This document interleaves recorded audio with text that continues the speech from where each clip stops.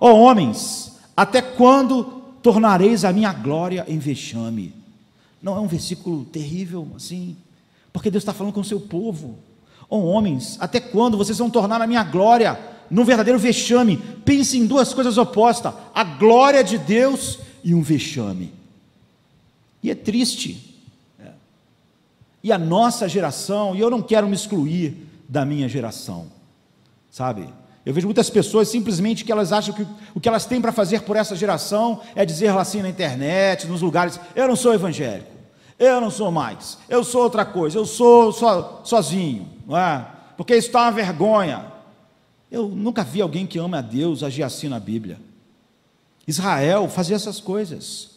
Quantas vezes você já viu os profetas de Israel dizer: eu não sou mais de Israel, eu sou eu mesmo, Jeremias, Isaías, Ezequiel, Daniel, eu não sou. É uma vergonha, essas pessoas não vivem o que Deus quer, eu estou fora. Não é esse o nosso chamado, de querer dizer que nós não temos nada a ver com a nossa geração. Quando nós vemos esses homens orando, eles oravam assim: Senhor, tem misericórdia de nós. Nós, sempre assim, se incluindo, sabe? Não falando eles, mas eles falavam a oração de Daniel, por exemplo, de Neemias: nós pecamos contra ti, nossos filhos te desonraram, o teu povo tem feito isso. Eles se incluíam, eles se sentiam parte daquilo. Nós devemos ser instrumentos, e Deus diz: ó homens, até quando tornareis a minha glória em vexame? Numa carta a uma das igrejas, em Apocalipse 2:5, Deus diz: lembra-te, pois, onde caíste, e arrepende-te. Não adianta você dizer: eu estou fora, eu não faço parte disso, ou então eu fico chateado porque Deus fala. Lembra onde foi que você caiu e se arrependa, não é? Ele está falando: não seja como Caim. Quando a Bíblia diz, quando Deus falou com Caim, o semblante dele se mudou, ficou com a cara de aborrecido. Ele não pensou em que momento o coração dele desvirtuou de uma comunhão com Deus que o levou até aquele estado. Então, qual é o caminho para o avivamento, não é? Que nós tanto almejamos para a nossa geração, para a nossa igreja, para a igreja evangélica, da qual nós não podemos simplesmente dizer que não fazemos parte. Nós não podemos nos desassociar do evangelho. Se a cada vez que um nome de alguma coisa relacionada a Deus for envergonhada pela atitude vis dos homens, nós simplesmente falarmos: nós não somos isso, onde nós vamos parar? As pessoas já mataram em nome de Cristo, já roubaram em nome de Cristo, e fazem isso ainda hoje. O que nós vamos dizer? Que nós não somos de Cristo? Que porque há homens que corrompem e usam o nome de Cristo para coisas vis, nós não somos de Cristo? Que porque o evangelho tem sido tornado um vexame em vez da glória de Deus, nós não temos nada a ver com o evangelho? Que porque há muitos pastores que usam o reino de Deus para ganhar dinheiro e mentir para as pessoas com uma psicologia barata, uma autoajuda barata, que eu não sou pastor? Não é? Nós temos que nos voltar para a Bíblia e pensar: Deus, como a nossa geração chegou a esse ponto? Como nós chegamos ali? Para que nós possamos nos arrepender, Deus, para que o teu nome de novo seja exaltado na tua igreja. E eu quero dar alguns insights só esta noite para nós a respeito disso, porque tudo está extremamente confuso, não é? Porque cada vez mais as pessoas recebem menos doutrina, menos verdade. Cada vez mais as pessoas estão desinteressadas sobre a verdade de Deus, sobre discernir cuidadosamente o que ela diz, e cada vez o maior interesse das pessoas é com sua experiência mística, é o que elas vão sentir num culto. Essas vão ter determinada experiência, se vão sentir aquilo, se vão sentir aquilo outro. Esse foi o caminho da queda. Então, qual é o caminho do avivamento? É nós voltarmos às verdades fundamentais. E eu estava pensando, o que é mais fundamental entre todas as coisas? Grande parte das pessoas que eu converso não conhecem aquilo que é essencial. Então elas não podem ver o que está errado. Elas têm terríveis dificuldades. Então nós queremos voltar e falar às pessoas, nós precisamos voltar onde nós caímos, nós precisamos tocar aquilo que é essencial, para que de fato haja algo novo. Nós precisamos entender por que a igreja está no mundo, o que é a igreja. Nós precisamos das bases, não é? Que forjaram a igreja, para colocar a igreja no caminho certo, para andarmos. É óbvio que sempre haverá apóstatas, sempre haverá uma falsa igreja, mas isso não tira de nós a responsabilidade sobre a nossa vida que foi colocada nessa geração. Não adianta eu falar, eu devia ter nascido na geração dos puritanos. Talvez se nós fôssemos colocados lá, íamos ser uma vergonha, não é? Então Deus nos colocou agora para sermos tudo o que Ele quer que nós sejamos. Então nós devemos voltar ao começo, e nós devemos todos os dias voltar ao começo aí, sabe, para tudo que nós edificarmos, ter essa base essencial. E qual é o problema? Onde nós começamos esse declínio, que durou 100 e poucos anos, até chegar a esse estado lamentável, que tem tudo a ver com Deus falando, até quando vocês vão transformar a minha glória num vexame? Nós devemos começar com uma grande visão de Deus. A nossa geração não tem uma grande visão de Deus, mesmo nós somos atingidos pela superficialidade da nossa geração em relação a Deus. Então nós temos que começar com uma compreensão de quem Deus é, para entendermos todas as coisas que estão erradas, que precisam ser feitas, que precisam ser mudadas. Então Provérbios 9:10 diz para nós algo fundamental: o temor do Senhor é o princípio da sabedoria. Uma grande visão de Deus gera um grande temor e faz de nós homens sábios. Tudo começa no temor de Deus, e é tudo que fracassou em nossa geração. Tudo começa nesse ponto. Se nós temos um elevado conceito de Deus, nós vamos ter uma visão certa de todas as coisas. Deus está no coração, sabe? Essa visão de Deus está no coração de toda a justiça, de toda a obediência. Porque algumas pessoas têm dificuldade de pensar, porque a igreja, o pastor fala tanto em obediência, porque elas não conseguem entender que tudo isso começa com o ser de Deus, com quem Ele é. Então Levítico, capítulo 11, a partir do 45 diz: porque eu sou o Senhor, em letra maiúscula, ou seja, Jeová, o grande eu sou, que vos fiz subir da terra do Egito, para que seja vosso Deus, e para que sejais santos, porque eu sou santo. Levítico 11, 45. Essa mensagem é repetida em Mateus 5, 48, com outras palavras, não é? Sede santo, por eu sou santo, dizendo, sede perfeito, como o vosso Pai Celestial é perfeito, não é? Dito pelo próprio Jesus. Em 1 Pedro 1, 16, 17 diz, sede santos, porque eu sou santo.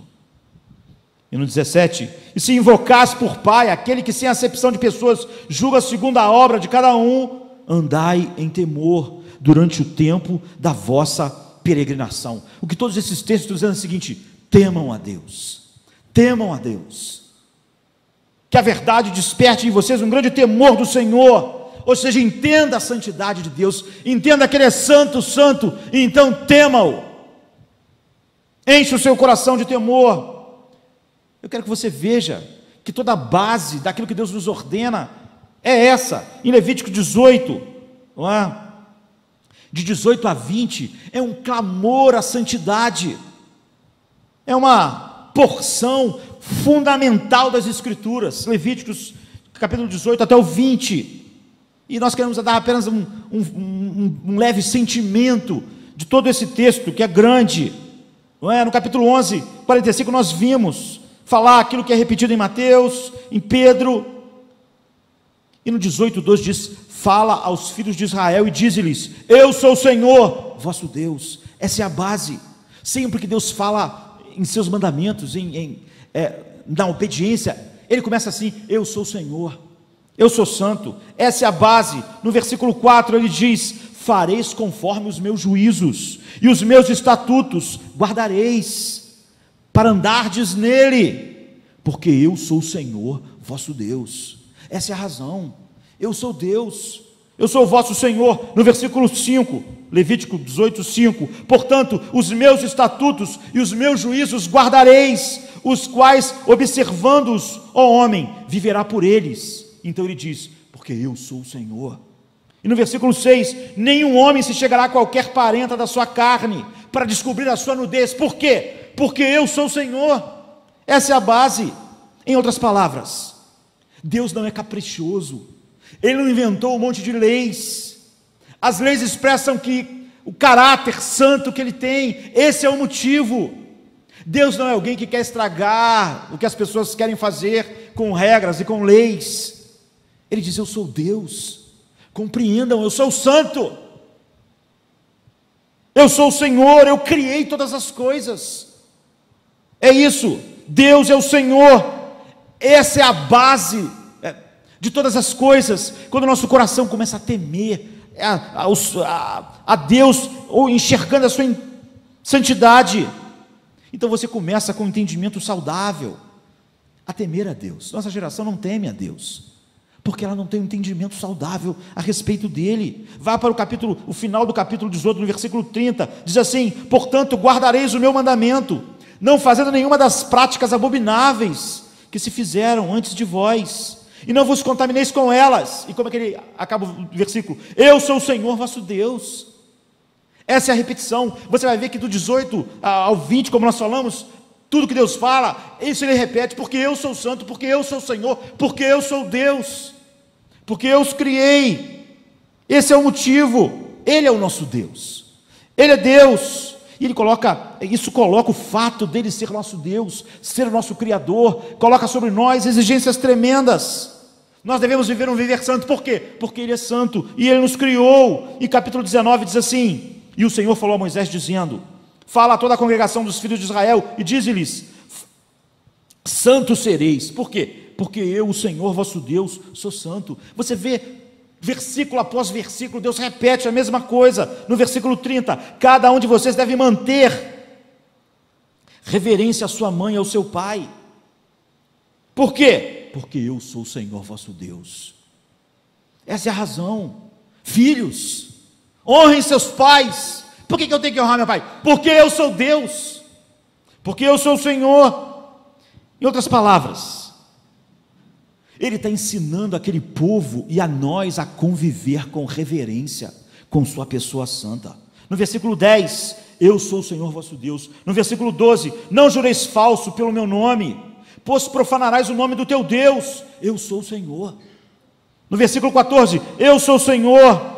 No 18, eu sou o Senhor. No 25, eu sou o Senhor. É isso. Uma elevada concepção de Deus começa a nos encher de um santo temor de Deus. É aí que a nossa geração caiu. Porque o propósito de existir a igreja é fazer com que as pessoas temam a Deus, tenham um elevado conceito de Deus, vivam em temor. Então ele diz no versículo 28, eu sou o Senhor vosso Deus. Você não deve fazer cortes em seu corpo para os mortos, nem marcas em sua pele. Eu sou o Senhor. Guardarei os meus sábados, reverencio o meu santuário. Por quê? Porque eu sou o Senhor. No 30, eu sou o Senhor. No 34, eu sou o Senhor. No 36, no 37, Ele quer inculcar em nós todos esses mandamentos. Tem como fundamento temer a Deus, reconhecer quem Ele é. E a gente pula para o capítulo 20 e é a mesma coisa. O Senhor falou a Moisés, no versículo 2 e 3, também dirás aos filhos de Israel: qualquer dos filhos de Israel ou dos estrangeiros que peregrinam em Israel, quer da sua descendência a Moloque, certamente morrerá. O povo da terra o apedrejará, e eu porei a minha face contra esse homem, e o extirparei do meio do povo, porquanto deu a sua descendência a Moloque, para contaminar meu santuário e profanar o meu santo nome. Por que ele vai destruir aquelas pessoas? Porque profanaram o meu santo nome. Essa é a razão, sempre, sempre, sempre. Deus quer que nós tenhamos uma visão grande de quem Ele é, e tenhamos reverência. Você deve viver de acordo com o que Deus é. Se você quer citar o seu nome, nunca cite o nome de Deus sem uma profunda reverência ao que Ele está dizendo. E no versículo 7 ele diz: portanto, santificai-vos e sede santos. Por quê? Pois eu sou o Senhor vosso Deus. Essa é a base.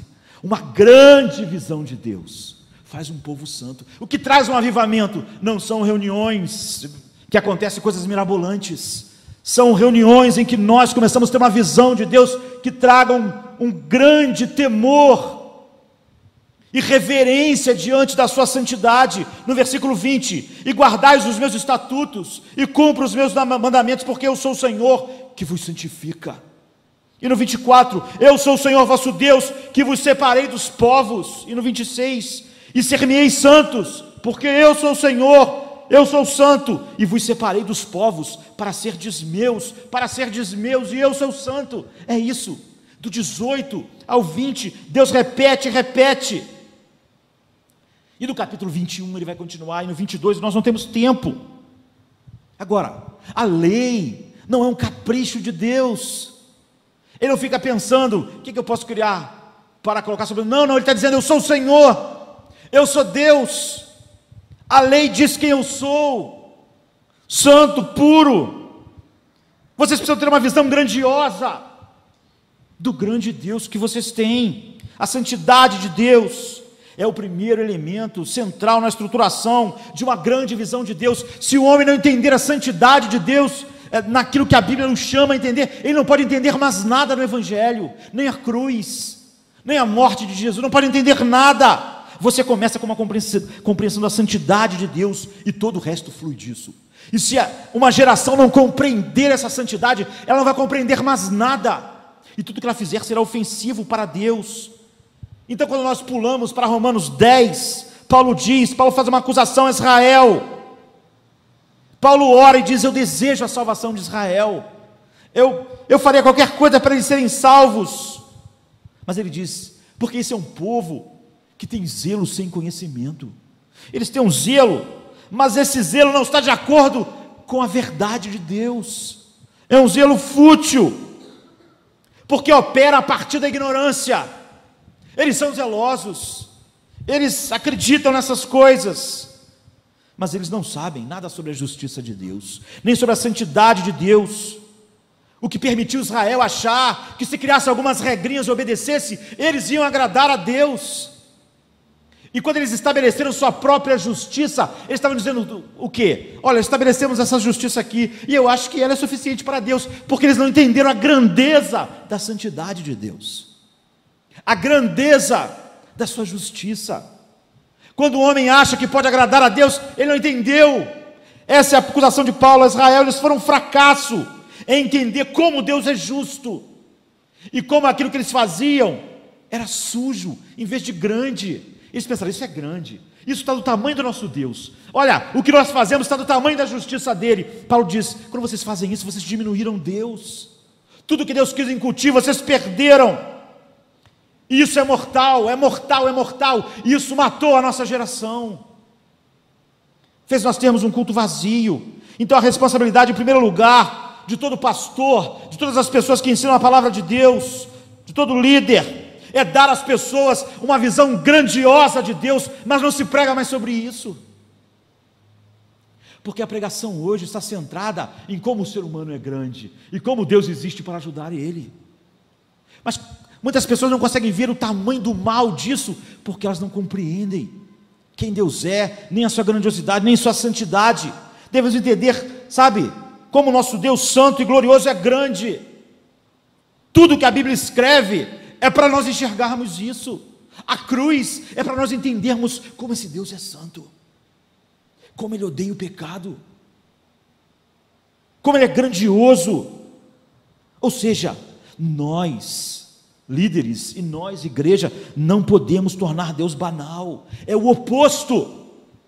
Não podemos reduzi-lo na estatura da sua majestade, para que o homem se sinta bem, porque isso é mortal. Isso não é avivamento, isso é morte, isso é perder tudo. Então Deuteronômio 31, não é?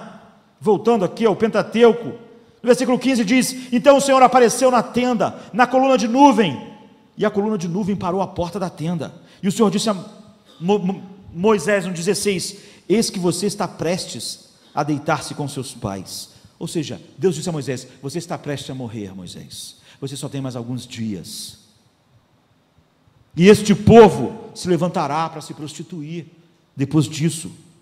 Triste, Moisés vai morrer, e o povo vai se prostituir com deuses estranhos.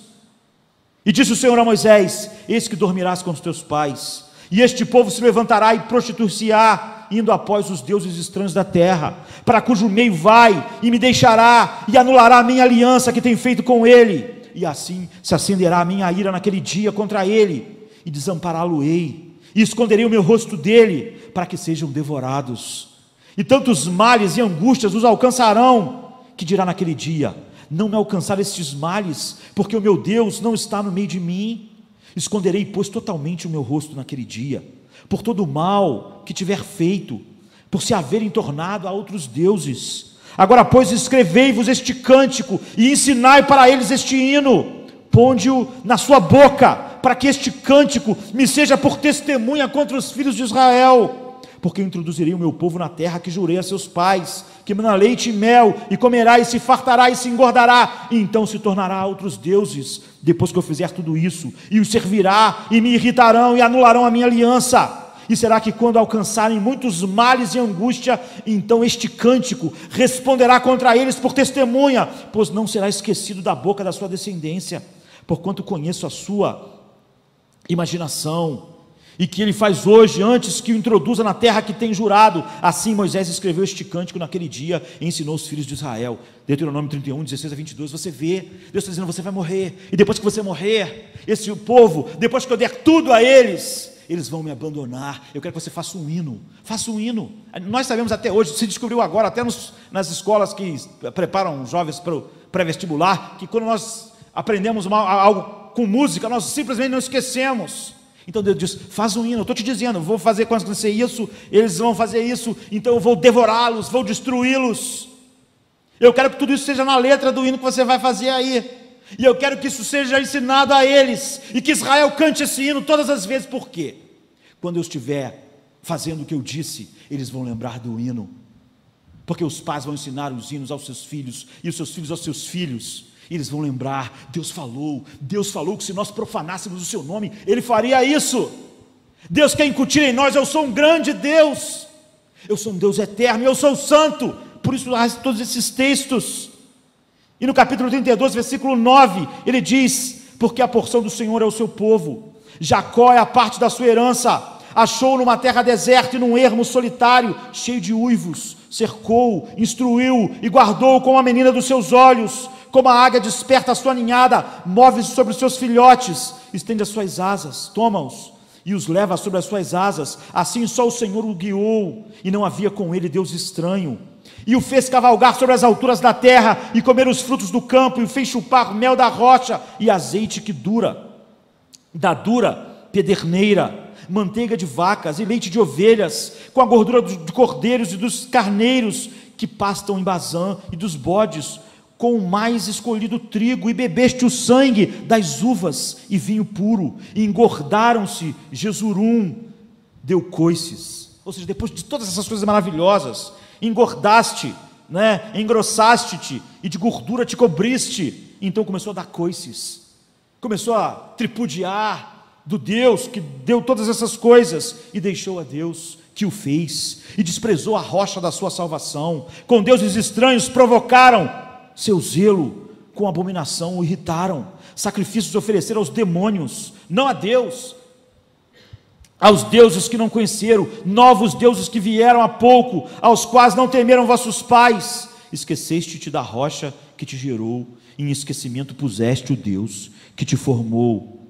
Sempre que há uma visão descendente de Deus, o que nós temos é isso: um holocausto espiritual. Essa geração, há décadas atrás, começou a ter uma visão menor de Deus, começou a colocar o homem no lugar de Deus em seus cultos, em suas mensagens, e agora é o que nós temos. Deus deve ser exaltado, cada mensagem deve falar a respeito disso, cada culto, nossas atitudes lá fora. Nós estávamos falando antes, nós demos nossa palavra, nós vamos cumprir. Por quê? Porque Deus deve ser exaltado. Nós devemos viver uma vida santa, porque Deus é o Senhor, e Ele deve ser exaltado. Essa é a razão. Filhos, obedeçam a vossos pais, porque Deus deve ser exaltado. Não os desonre, não despreze. Eles pensaram que Deus era menos santo do que Ele era, E eles pensaram que eles eram mais santos do que eram, porque sempre esse é o problema. Quando você pensa que Deus é menos santo do que Ele é, você começa a achar que você é mais santo do que você é.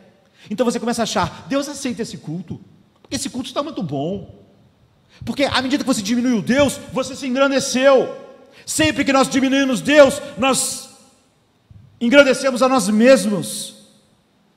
É o que Deus está denunciando. E portanto, eles não poderiam encontrar Deus de verdade. Estamos falando de Israel, mas é a mesma verdade sobre a igreja, de tempos em tempos. A majestade de Deus, a justiça de Deus, a santidade de Deus, a glória de Deus é a concentração suprema da igreja. O nosso tema, o tema das nossas vidas é a glória de Deus, a justiça de Deus, a santidade de Deus, a honra de Deus. Tudo que nos acontecer, contanto que Ele seja honrado, nós vamos estar prontos e glorificar o seu nome. Francamente, não é assim hoje. Francamente, não é essa a mensagem que as pessoas estão ouvindo nesta noite. Elas estão ouvindo como melhorar seu casamento, como ter uma vida feliz, como ter uma vida sexual boa. É isso que as pessoas estão ouvindo. Como ganhar dinheiro. Deus não está mais em nossos cultos. Nós não temos uma visão grandiosa de Deus. Os cultos não mostram para o mundo, Deus é grande, Deus é grande, Deus é santo, Deus é maravilhoso, Ele é digno da nossa honra. Não é isso que nossos cultos clamam. Não há avivamento. Os ídolos tomaram o lugar de Deus. Não os mesmos de Israel, mas os ídolos da autoimagem, do ego, da autoestima, da felicidade, do dinheiro. E não pense que, sabe, é tudo que ocupou o lugar, tudo que é a prioridade. É por isso que Jesus diz, você serve a Deus ou ao dinheiro? A Deus ou ao ego de vocês? Querem me seguir? Tome a cruz e neguem-se a si mesmo. Se vocês não querem fazer isso, vocês fizeram do seu ego um Deus. E é isso, a igreja está no negócio da venda do conforto psicológico. Todo mundo quer que no final do culto, todo mundo se sinta bem consigo mesmo. Que bom, nós somos maravilhosos, nossa autoestima está maravilhosa depois desse culto, o pastor falou coisas tão boas, estou me sentindo tão bem. Isso é a negação da verdade. Quando a igreja está no ramo da elaboração de uma teologia centrada no homem, ela se torna popular, mas ela já não é mais divina, ela é diabólica. Ela fez o que Israel fez. Então nós temos que definir e nos colocar no lado de Deus. Temos que tratar com a nossa superficialidade, porque nós não ficamos contaminados pela superficialidade da nossa geração. Nós temos banalizado Deus. Nós puxamos Deus para baixo, fizemos Deus algo barato. Nós não ficamos indignados quando as pessoas se divertem com Deus. Nós não ficamos indignados quando a pessoa faz um show para a juventude se divertir com o nome dele. Nós achamos mais ou menos, não é muito certo. Não, porque até nós banalizamos Deus. Nós achamos que Ele é pequeno, e achamos que a nossa santidade é muito grande, e achamos que aquilo que está fazendo é digno, está do tamanho certo. Toda a lei de Deus foi para arrancar isso de nós. Nós, cada vez mais, aquilo que nós chamamos de igreja hoje, somos ativos, mas não somos santos. E a responsabilidade, em primeiro lugar, da igreja é exaltar Deus. Qual é o culto bom? O culto que exaltou Deus, o culto que teve uma santa reverência para com Ele, com a sua pessoa.